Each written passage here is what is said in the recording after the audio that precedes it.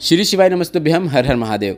छत्तीसगढ़ राज्य के दुर्ग जिले के अमलेश्वर में गुरुजी पंडित प्रदीप मिश्रा जी द्वारा समर्पण शिव महापुराण कथा के आज 31 मई मतलब 5वें दिन की कथा पूर्ण हो चुकी है।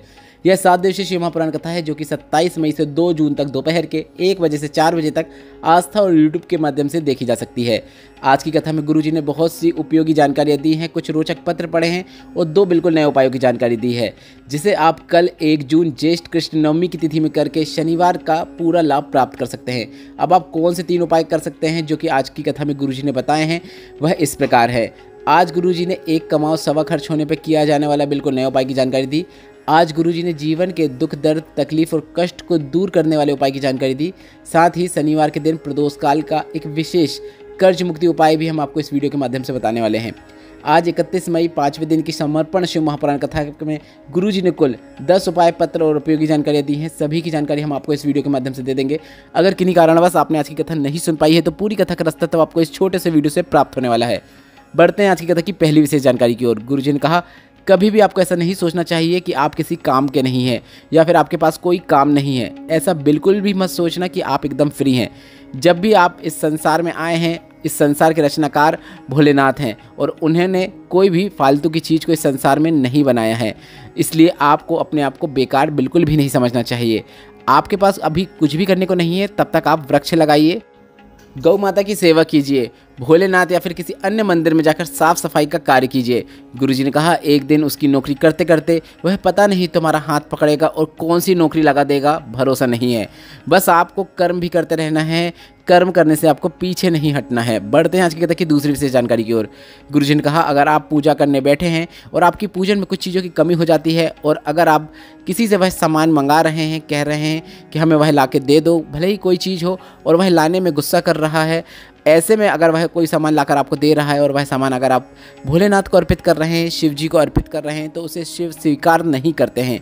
आपकी पूजन में अगर कोई चीज़ की कमी हो रही है तो आपको उसके निमित्त 1 चावल का दाना अर्पित कर देना चाहिए और उसे शिव उसके निमित्त भी स्वीकार कर लेते हैं। बढ़ते हैं आज की कथा की तीसरी विशेष जानकारी की ओर। गुरुजी ने कहा, पत्रों के माध्यम से कुछ प्रश्न आए हैं, उनके उत्तर दे देते हैं। गुरुजी ने कहा, कई प्रश्न यह हैं कि क्या घर के मंदिर में शंकर के परिवार और शिवलिंग दोनों एक साथ रख सकते हैं। तो इस पर गुरुजी ने कहा, घर में शंकर भगवान की आपको मूर्ति नहीं रखना चाहिए, शिवलिंग रखना चाहिए। और घर में रखे हुए शिवलिंग के साथ अगर नंदी नहीं भी है तो ऐसा आवश्यक नहीं है कि आपको नंदी रखना है। आप उन्हें प्रणाम कर रहे हैं तो आप स्वयं नंदी के समान हैं।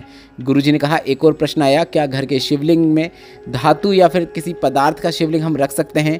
तो गुरुजी ने कहा, शिव महापुराण में वर्णन देखने को मिलता है, 33 कोटि देवी देवताओं ने अपने अपने अनुकूल शिवलिंग का निर्माण किया था। किसी ने तांबे का, किसी ने दही का, किसी ने लोहे का, किसी ने मिट्टी का, किसी ने मोती का और किसी ने लोहे का शिवलिंग का निर्माण किया था। तो शिव महापुराण की कथा कहती है, आपको आपके घर में कोई सा भी शिवलिंग, जैसे स्फटिक का हो या फिर पीतल का हो या फिर धातु का हो या फिर मिट्टी का हो या फिर लकड़ी का हो या फिर पत्थर का हो या फिर पारद का हो या फिर लोहे का हो, मतलब आप किसी भी प्रकार के शिवलिंग को अपने घर में रख सकते हैं और उसका पूजन अर्चन कर सकते हैं। बढ़ते हैं आज की कथा की तीसरी विशेष जानकारी की ओर। गुरुजी ने कहा, मकान को बनाने के लिए प्लॉट की आवश्यकता होती है, उसी तरह भगवान को अपने घर में बुलाने के लिए निर्मल मन की आवश्यकता होती है। बढ़ते हैं आज की कथा की चौथी विशेष जानकारी की ओर।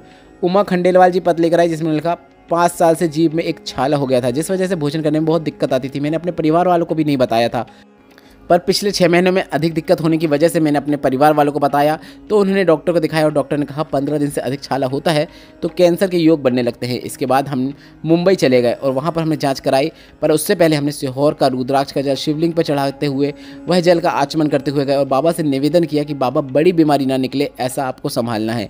इसके बाद जब जाँच हुई, सारी जाँचों की रिपोर्ट आई तो कैंसर नहीं आया। उसी का आभार व्यक्त करने के लिए हम कथा पंडाल में आए हैं। बढ़ते हैं आज की कथा की 5वीं विशेष जानकारी की ओर। सल्ला ठाकुर जी रायपुर से ही पत्र लेकर आई, जिसमें उन्होंने लिखा, 2019 में ऐसी बीमारी हुई जिसकी वजह से मेरा ऑक्सीजन का लेवल हमेशा 40 से 50 आ जाता था। हमेशा मुझे हॉस्पिटल के चक्कर लगाने पड़ते थे।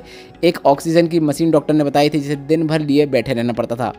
एक बार मैंने आस्था चैनल पर आपकी कथा सुन ली, इसके बाद आपकी कथा रोजाना सुनने लगी। शिवलिंग पर जल चढ़ाती और बेलपत्र चढ़ाती और उसका महत्व जाना और उसका आचमन करना शुरू किया। बाबा की कृपा से अब मशीन का उपयोग नहीं करती हूँ, अमलेश्वर की कथा का श्रवण कर रही हूँ। उसी का आभार व्यक्त करने के लिए कथा पंडाल में आई हूँ। बढ़ते हैं आज की कथा की 6वीं विशेष जानकारी की ओर। गुरुजी ने कहा, हम आपसे कहना चाहेंगे सीहोर में आप जाएं या फिर किसी भी मंदिर में जाएं जो आपके घर के नज़दीक है।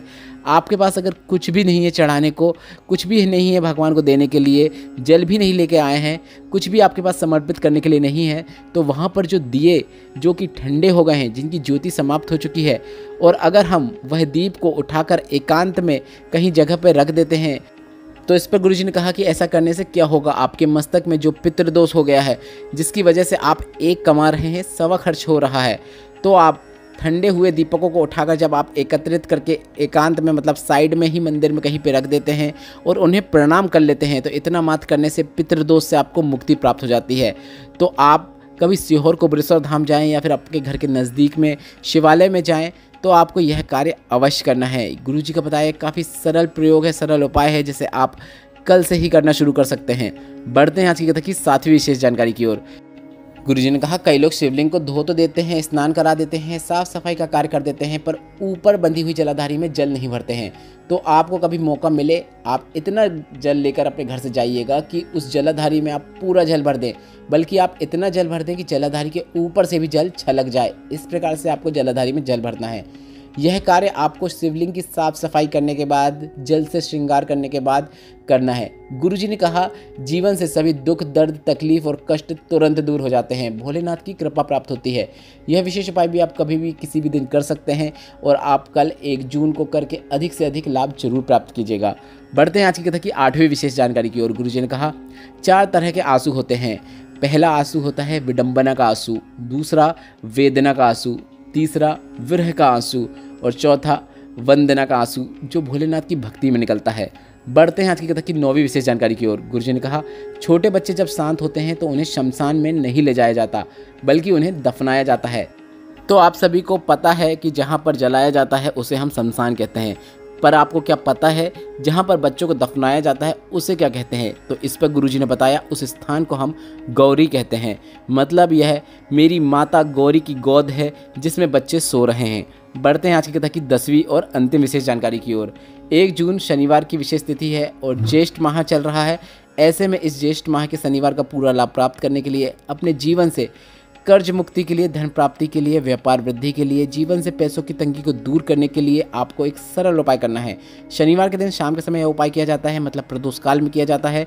आपको एक गोल बाती का, घी का या फिर सरसों के तेल का दीपक पीपल के वृक्ष के नीचे प्रज्वलित करना है और दीपक आपको प्रज्वलित शाम के समय, मतलब प्रदोष काल मतलब सूर्यास्त के 45 मिनट पहले से लेकर 45 मिनट बाद तक का समय होता है, उसी बीच में प्रज्वलित करना है। गुरुजी ने कहा इस प्रकार से अगर आप शनिवार के दिन नियम बना लेते हैं कि पीपल के वृक्ष के नीचे हम दीपक प्रज्वलित करेंगे, तो घर में कितनी ही दिक्कत क्यों ना चल रही हो, पैसों की तंगी क्यों ना चल रही हो, वह दूर हो जाती है और माता लक्ष्मी के साथ साथ नारायण भी आपके घर में प्रवेश कर जाते हैं और घर के भंडार भर देते हैं। घर में किसी भी चीज़ की कोई कमी नहीं रहने देते हैं। बस आपको अपने कर्म भी साथ साथ करने होते हैं। आज की कथा में अगर आपको आनंद की प्राप्ति हुई है तो इस वीडियो को लाइक करके कमेंट बॉक्स में हर हर महादेव जरूर टाइप कीजिएगा। और अगर अभी तक आप हमारे व्हाट्सएप चैनल पर नहीं जुड़े हैं, जिसमें हम रोजाना की तिथियों के साथ साथ भोलेनाथ से जुड़े जुड़े सुंदर सुंदर स्टेटसों की जानकारी देते हैं, तो उसकी लिंक भी हमने कमेंट बॉक्स में पिन कर दी है, जिसमें टच करके आप अभी हमारे व्हाट्सएप चैनल को भी फॉलो कर सकते हैं। वीडियो उपयोगी लगने पर कमेंट बॉक्स में हर हर महादेव अवश्य टाइप कीजिएगा।